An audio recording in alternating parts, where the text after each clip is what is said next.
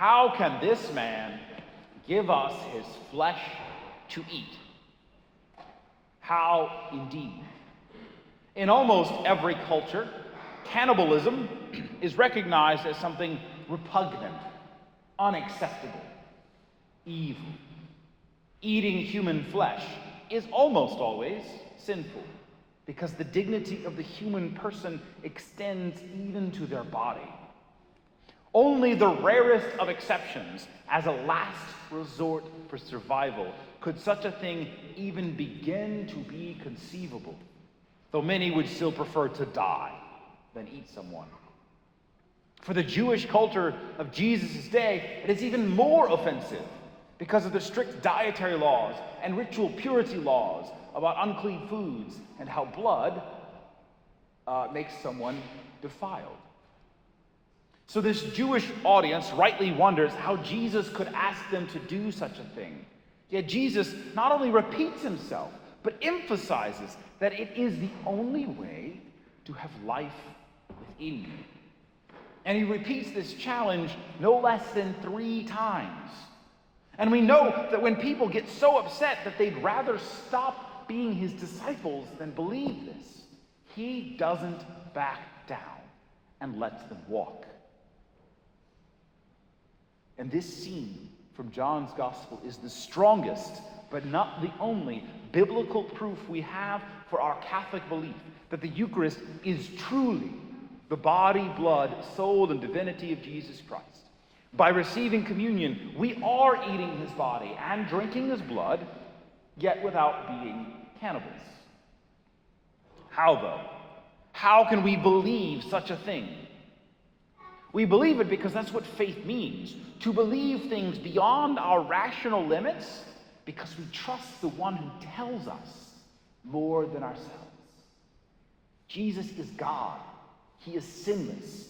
We ought to trust what he tells us, especially when it's something we don't fully understand. As St. Thomas Aquinas put it in a hymn he wrote for this feast, truth himself speaks truly, or there's nothing true. Jesus says in 3 Gospels, this is my body. This is my blood. And St. Paul likewise repeats that the bread and wine are really Jesus' body and blood. Okay, so if we believe it's true, how do we answer the other question? How does Jesus make this true? The crowd probably wondered if they were supposed to eat his corpse, or if Jesus would maybe cut off chunks of his legs. Obviously, he doesn't. What does he do? The church uses the term transubstantiation. Reality is deeper than most people imagine. There's what we can see and touch and taste on the surface. But everything around us has this deeper aspect. Like an iceberg, there's more beneath the surface. And it's that substance that transforms. By God's divine power, he is God. When a priest prays the Eucharistic prayer, the hidden, deeper reality, the substance of bread and wine, is replaced with that hidden, deeper reality, the substance of Jesus Christ's body, blood, soul, and divinity. That's why it tastes like bread and wine, though we insist it is Jesus. Before the prayer, there is bread and wine on the altar. After the prayer, there is no more bread and no more wine, just Jesus with the appearance of bread and wine. This unique metaphysical transformation is how we also say that every crumb and every drop is the whole Jesus. We're already transcending normal physical limits, so it shouldn't be hard to accept that it doesn't matter how big or small the piece or drop is. It's the same amount of Jesus. All of him. This is why receiving only the host or only from the chalice is just as good as receiving both. Today, we are going to receive both host and chalice because of this special feast. But we must not think that somehow we're getting more Jesus today, or that next week, when we go back to just the host, we'll somehow be getting less Jesus. Receiving under both kinds is a nice extra symbolism that we use on special occasions. But it doesn't change how much Jesus you get. Today also begins the parish year of Eucharistic revival, as I mentioned, part of this multi-year national revival that started last year. As you might remember, I said this time last year. So this is a fitting time to strengthen our Eucharistic faith and witness. And if you want more explanation of the Eucharist, you might find it helpful to go back and look at the homily I gave for First Communion last month. I won't repeat all of that, because telling people about the real presence of the Eucharist isn't enough. It's not even the best way to prove its truth. The Jews asked, how can this man give us his flesh to eat? But I'm asking, how can we show the world that that is really what he did? That that is really what we believe? By answering this question. How can we receive his flesh to eat? The Jews didn't believe Jesus back then because they didn't have the faith to see past this idea of literal cannibalism.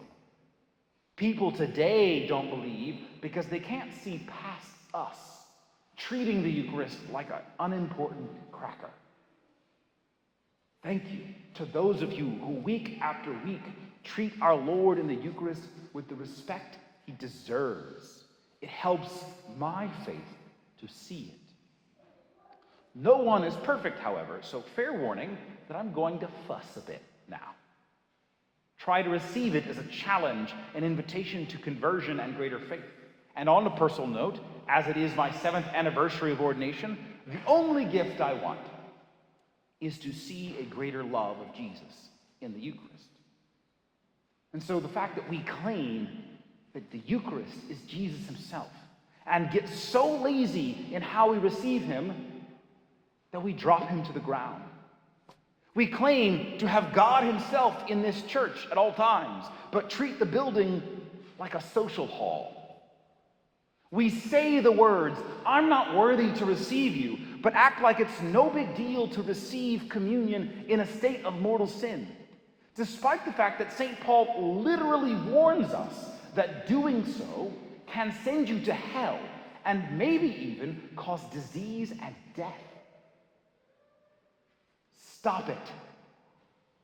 Stop taking the Eucharist for granted.